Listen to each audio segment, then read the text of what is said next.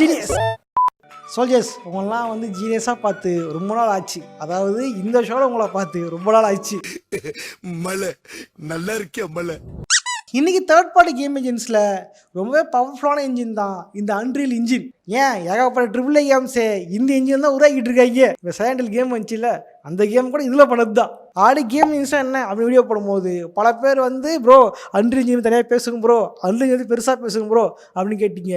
அதுதான் இந்த வீடியோக்குள்ளே போகிறதுக்கு முன்னாடி யாரெல்லாம் இந்த வீடியோ லைக் பண்ணிட்டீங்க, யாரெல்லாம் நம்ம சப்ஸ்கிரைப் பண்ணல சப்ஸ்கிரைப் பண்ணிங்க. இந்த மாதிரி கேம் பற்றின பல வீடியோக்களும் கேம் டெவலப்மெண்ட் பற்றின வீடியோக்களும் நம்ம சேனல் கொட்டி கிடைக்கின்றன. ஓகே, இது ஜிஎன்எஸ் சேனல், வேறு அந்த சேனல் வேறு இந்த சேனல் வேறு. ஓகே ஜீனியஸ், ஓரா பேசாமல் வீடியோ போயிடலாம். நான் காகசாமி, நாம் எல்லாம் கேம் ஜீனியஸ்.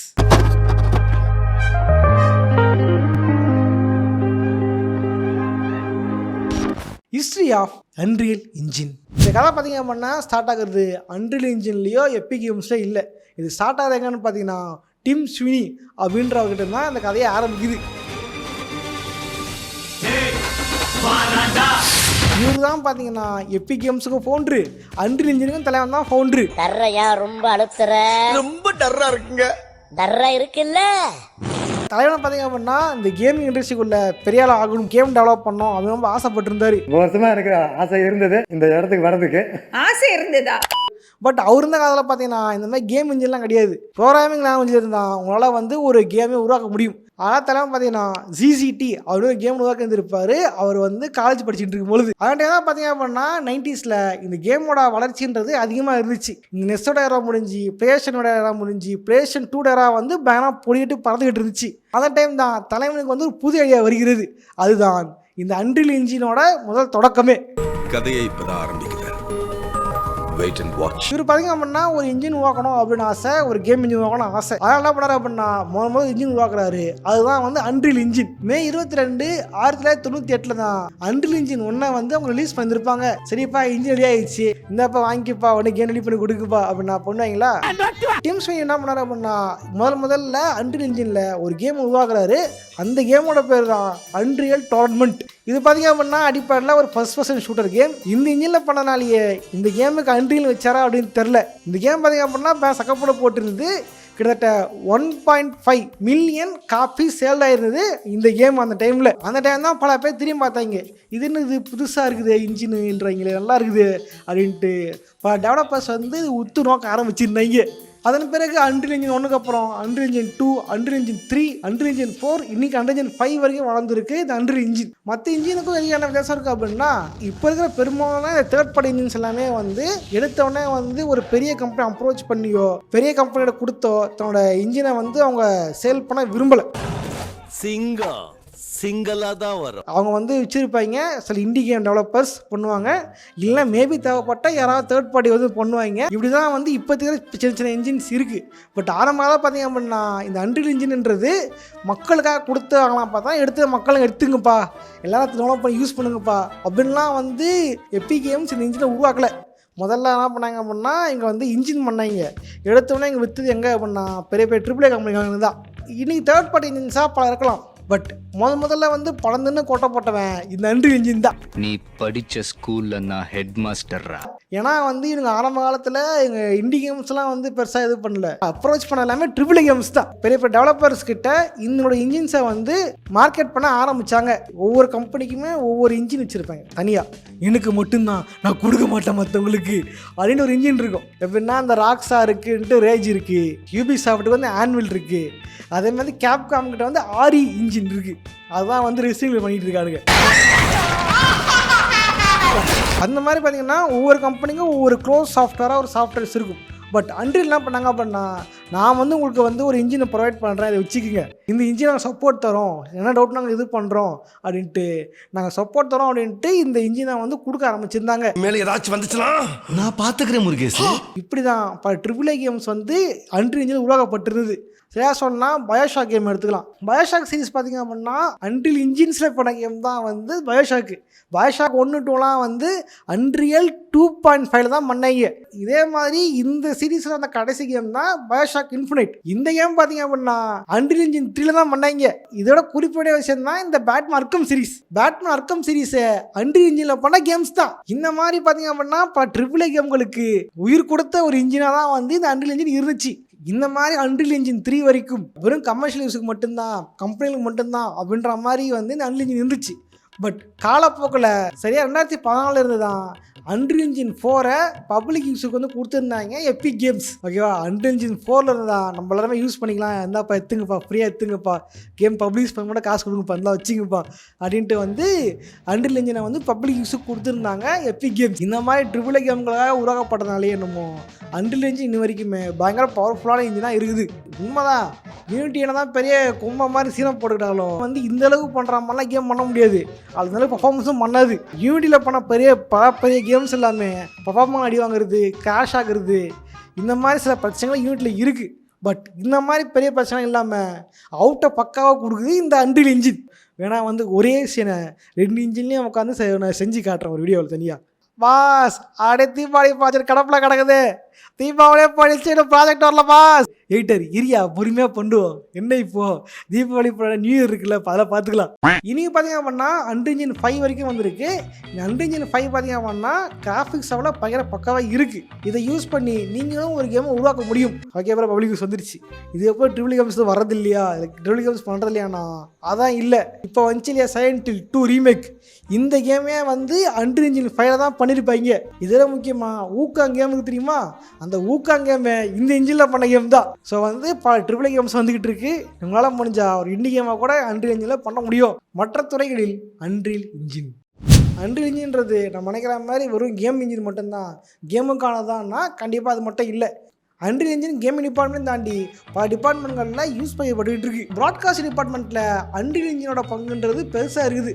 காரணம் இது ரியல் டைம் ரெண்டரிங்கிறது ப்ராட்காஸ்டிங் சிஜியில் இது வந்து பயங்கர யூஸ்ஃபுல்லாக இருக்கிறது. சரியாக சொல்லலாம் அப்படின்னா நீங்கள் வந்து டிவியை பார்த்துக்கிட்டு இருக்கும்போது திடீர்னு காட்டுவாங்க வெள்ளம் வந்து விட்டது, வெள்ளம் இதுவாகிட்டது காட்டுவாங்க. இதே வந்து ஃபாரின் சேனல்லாம் பார்த்தீங்க அப்படின்னா நிஜமாக வெள்ளத்துக்குள்ளேயே ஆள் உட்காந்து பேசிக்கிட்டு இருப்பான். இதெல்லாம் பார்த்தீங்க அப்படின்னா அன்ரில் இன்ஜினில் பண்ண ஒரு விஎஃப்எக்ஸ் தான். ரியல் டைம் ரெண்டரிங் அப்படின்றது ப்ராட்காஸ்டில் ஏன் முக்கியம் அப்படின்னா, ப்ராட்காஸ்ட் நடக்கும்போது அதாவது லைவ் போயிட்டு இருக்கும்போது பார்த்தீங்க அப்படின்னா இந்த சில கிராஃபிக்ஸ் பார்த்துருப்பீங்க. திடீர்னு வந்து ஃப்ளாஷ் நியூஸ் போடுவாங்க, பிரேக்கிங் நியூஸ் போடுவாங்க, டன் அப்படின்னு போகும், கீழே ஸ்ட்ரிப்பு போகும். இதெல்லாம் பார்த்தீங்கன்னா ஒரு ஆஃப்லைனில் ஒரு 3D சாஃப்ட்வேரில் உட்காந்து எடிட் பண்ணி ரெண்டர் போட்டு பப்ளிஷ் பண்ணுறதை கேட்டால் அப்படி கிடையவே கிடையாது. ஆக்சுவலாக பார்த்தீங்கன்னா இந்த மாதிரி சாஃப்ட்வேரில் நீங்கள் டெக்ஸ்ட் மட்டும் கொடுக்குற மாதிரி இருக்கும். டெக்ஸ்ட் கொடுத்த உடனே ஆட்டோமேட்டிக்காக வந்து இந்த டெக்ஸ்ட்டை வச்சுக்கிட்டு அது அதுமுன்னா கிராஃபிக்ஸ் வந்து ரன் பண்ண ஆரம்பிச்சிடும். சரியாக சொல்லணும், என்ன சொல்கிறது, நீங்கள் வந்து இந்த மாதிரி கிராஃபிக்ஸில் ரெண்டர் பண்ணி கொடுக்குறதுலாம் அதில் டைமே இருக்காது. டக்குன்னு நியூஸ் டக்குன்னு போகிற மாதிரி இருக்கும். திடீர்னு ஐபிஎல் மேட்ச்சில் வந்து பால் போட்டார் அப்படின்னு ஒரு கிராஃபிக்ஸ் பண்ணுற மாதிரி இருக்கும். திடீர்னு எலெக்ஷன் வரும், எலெக்ஷனில் பார்த்தீங்க அப்படின்னா இவர் ஜெயிச்சிட்டாரு, அவர் வந்து ஒரு ஸ்கோர் எடுத்துட்டாரு அப்படின்னு அப்டேட் பண்ணுறதுலாம் பார்த்தீங்கன்னா வந்து டக்குன்னு போடுற மாதிரி இருக்கும். அதுதான் இந்த மாதிரி ப்ராட்காஸ்டிங் சாஃப்ட்வேர்ஸை யூஸ் பண்ணுவாங்க. உண்மையை சொல்லிட்டா நானே பார்த்தீங்கன்னா ப்ராட்காஸ்டிங் சாஃப்ட்வேர்ஸை யூஸ் பண்ணுற ஒரு 3D ஆர்டிஸ்ட் தான் இருந்துட்டுப்பா. சரியாக சொல்லலாம், நான் கேபினட் ஒர்க் பண்ணும்பொழுது அங்கே வந்து வேஸ்ப் அப்படின்னு சாஃப்ட்வேர் யூஸ் பண்ணிட்டு இருந்தாங்க. வேஸ்ப் கொஞ்சம் பழைய காலத்து டம்மி சாஃப்ட்வேர் தான், அது வந்து ஓரளவு தான் பண்ண முடியும். அதில் நான் பண்ண கிராஃபிக்ஸ் பல இருக்கிறது. அதெல்லாம் வந்து அந்த கம்ப்யூட்டரில் போயிடுச்சுங்க, பழைய ஆஃபீஸ் கம்ப்யூட்டர்லேயே. ஆனால் வந்து கேபினட் யூடியூப் சேனல் எடுத்து போட்டு விட்றேன். இதுக்கப்புறம் பார்த்தீங்கன்னா வந்து விசாட்டி அப்படின்னு சாஃப்ட்வேர் வந்துச்சு. வேஸ்புக்கு அப்புறம் பெஸ்ட்டாக இருந்துச்சு, நல்லா இருக்குது, அது கற்றுக்கலாம் சம்பாதிக்கலாமா அப்படின்லாம் சொன்னாங்க. இப்போ விசாட்டின்னு தூக்கி சாப்பிட்டு தான் அன்ரில் இன்ஜின் வந்திருக்கு. இந்த எலெக்ஷன்லாம் பார்த்தீங்க அப்படின்னா டான்ஸ் ஆட தெரியுமா, ஸ்டாலின் டான்ஸ் ஆடுவார், எடப்பாடி டான்ஸ் ஆட தெரியுமா, இதெல்லாம் பார்த்தீங்க அப்படின்னா இந்த மாதிரி ப்ராட்காஸ்டிங் சாஃப்ட்வேரில் பண்ணக்கூடியது தான். நம்ம ஊரில் வந்து பெரும்பாலும் டிவி சேனல்களில் யூஸ் பண்ணுறது விசாட்டி, அது விசாட்னு சாஃப்ட்வேர் இருக்குது, அதான் யூஸ் பண்ணிருக்காங்க. ஃபாரினில் பார்த்தீங்கன்னா இந்த அன்ரில் இன்ஜின் தான் பெரும்பாலும் யூஸ் செய்யப்படுகிறது. ஸோ வந்து இந்த ரியல் டைம் ரெண்டரிங்காக தான் ரெண்டர்லாம் டக்குன்னு அப்படியே வரணும், ரெண்டர்லாம் போடக்கூடாது, அப்படியே நீங்கள் கொடுத்த உடனே அப்படியே ரெண்டர் ஆகணும், அப்படியே அவுட் வரணும். அதுக்காக தான் வந்து இந்த மாதிரி சாஃப்ட்வேர் யூஸ் பண்ணுறாங்க. புயல், வெள்ளம், மழை இதெல்லாம் வந்து ஒரு கண்மடையே காட்டுறதுக்கு அன்ரில் இன்ஜின் வந்து பயங்கரமாக யூஸ் ஆகுது. இதே மாதிரி பார்த்தீங்க அப்படின்னா ப்ரொடக்ஷன் சைடில், அதாவது மூவி ப்ரொடக்ஷனில் பார்த்தீங்க அப்படின்னா விர்ச்சுவல் செட்டுக்கு வந்து பயங்கரமாக யூஸ்ஃபுல்லாக இருக்குது இந்த அன்ரில் இன்ஜின். சரியாக சொன்னால் camera tracking, green screen keying, lens deformation, இந்த மாதிரி பல விஷயங்களுக்காக யூஸ் செய்யப்படுது அன்ரில் இன்ஜின்.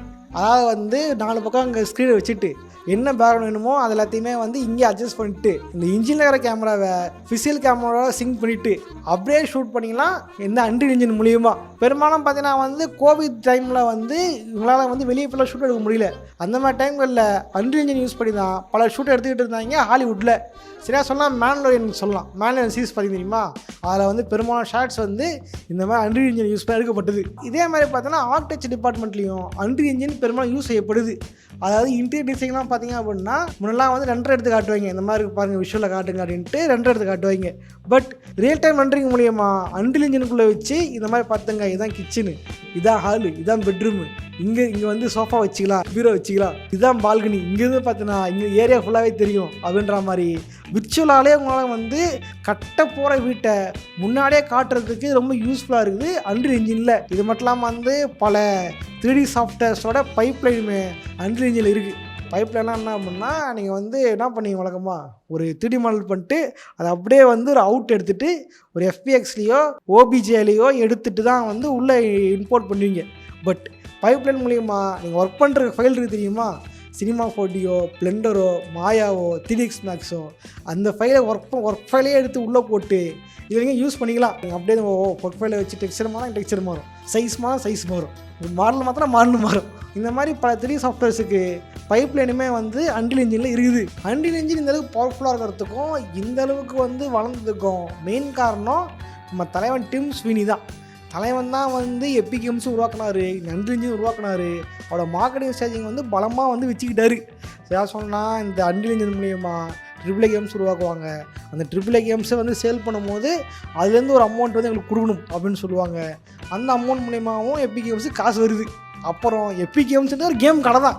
அந்த கேம் கடைக்குள்ளே பல பேர் கேம் வாங்குவாங்க, அதில் தான் சட்டான அமௌண்ட் வரும். இது பார்த்தாதுக்கிட்டு ஃபோர்ட்நைட்டும் இவங்க கேம் தான். ஸோ அது அதுலேருந்து அமௌண்ட் வரும். ஸோ இந்தளவுக்கு பணமானதுனால தான் அன்ரில் இன்ஜின் இந்தளவுக்கு பணம் வளர்ந்துருக்கு, இந்தளவுக்கு பெருசாக உருவாகி இருக்குது. அதனால தாங்க எபிக் கேம்ஸில் வாரம் ஒரு ஃப்ரீ கேம் கொடுக்குறாங்க. வாழ்க. இதனாலே வந்து என் மனசில் வந்து நீங்கள் இடம் பிடிச்சாங்க டிம் ஸ்வீனி. எப்பா இட்லி போட்ட எவ்வளோ பெரிய பூகம் வந்தாலும் சரிடா, நீ ஒரு ஆள் எஸ்கேப் ஆயிருப்பா.